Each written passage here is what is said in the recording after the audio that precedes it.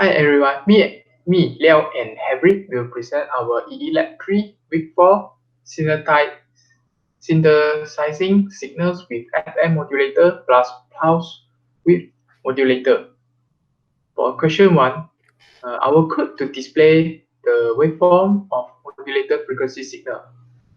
As you can see that at the maximum frequency, when the amplitude of the modulating signal and the carrier signal equal to 1V. And at the minimum frequency, when the amplitude of the modulating signal and the carrier signal equal to -1 volt. So as you can see at the frequency modulated signal. Then for the waveform of the demodulated signal, it is same as the modulating signal, as you can see.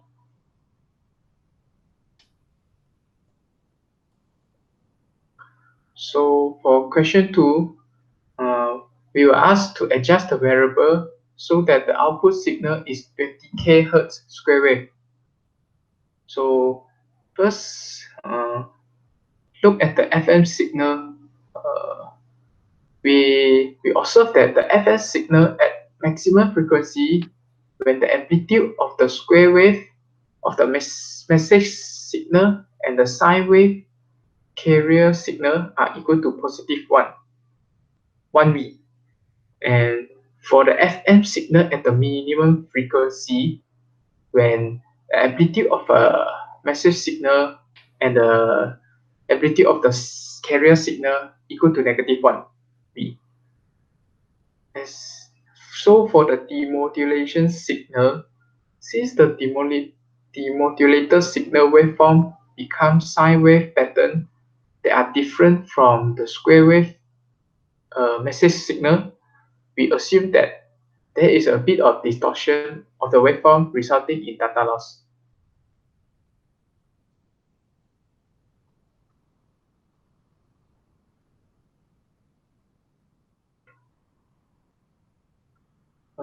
So for question 3, for PMW, the question is, you may change the input signal amplitude for every rectangular, triangle, and sine wave. So we change the input signal of the carrier signal. First, we use the triangular waveform of the carrier signal, which is the amplitude is 10 volt and the message signal is 5 volt. As you can see, the PMW signal, when the PMW signal equal to 1V, means that the amplitude of message signal is higher than the carrier signal. When the PMW signal is equal to 0, means that the carrier signal, the amplitude of the carrier signal is higher than the message signal. For the second set, we reverse the amplitude, means that the amplitude of message signals is 10 and the amplitude of the carrier signal is 5. As you can see, the PMW signal is same as the before one.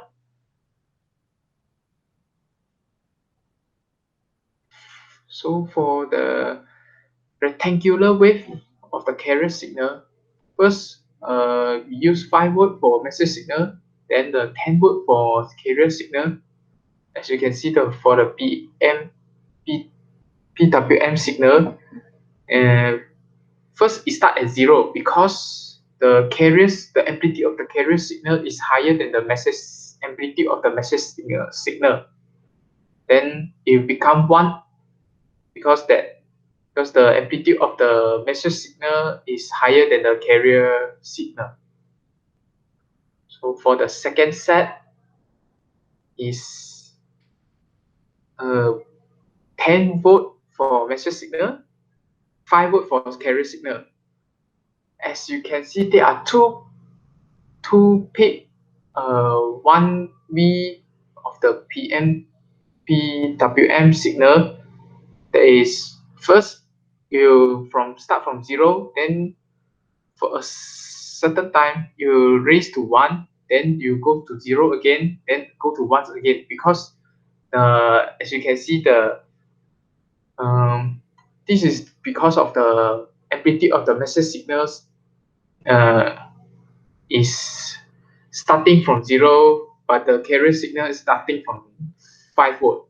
That's mean if more than the message signal, if more than 5 volt, then the PWM signal amplitude will become 1.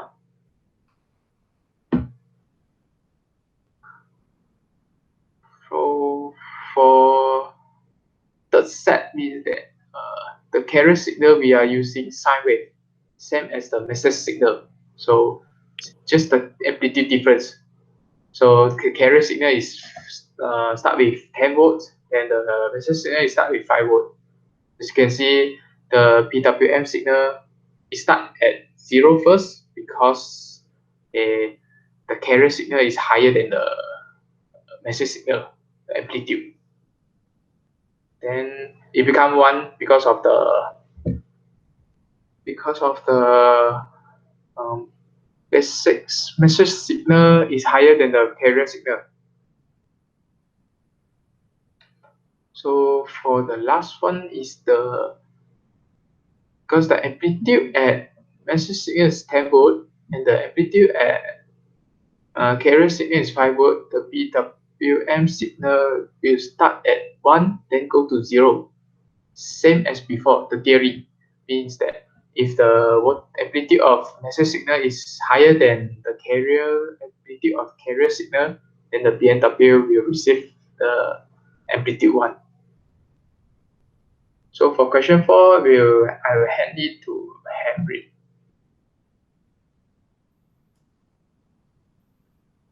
Next, I'd like to talk about the question 4. So for this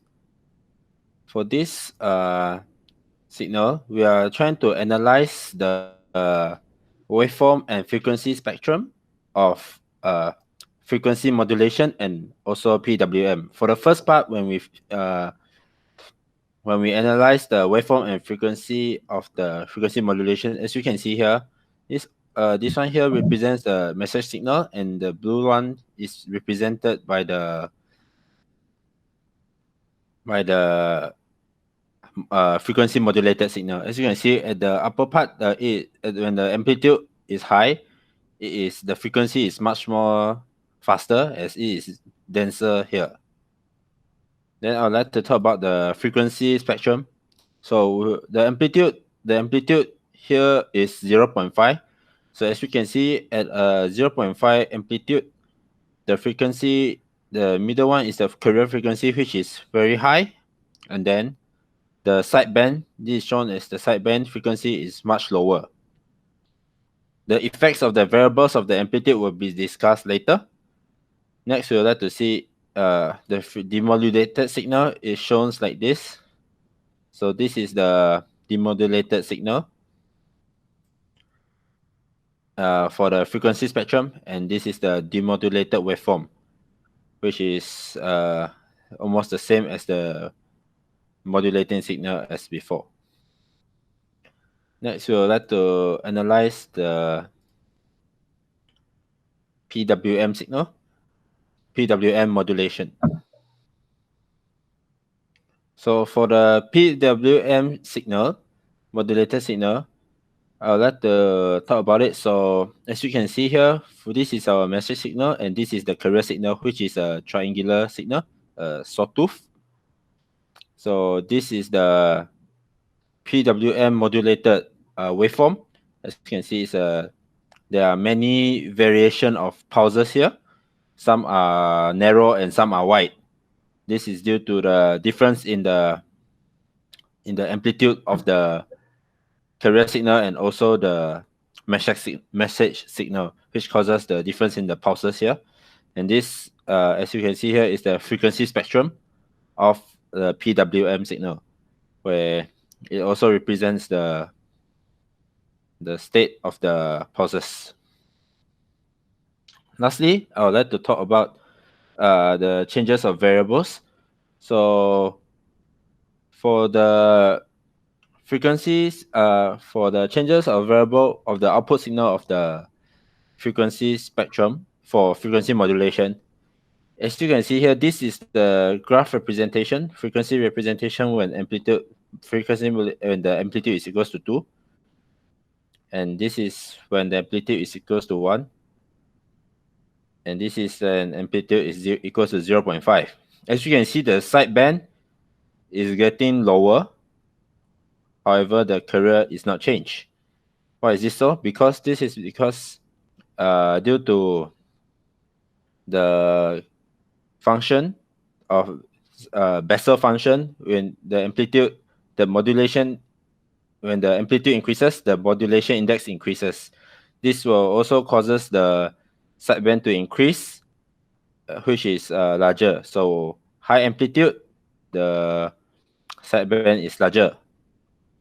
So this is amplitude 2. As you can see, the sideband is much more larger.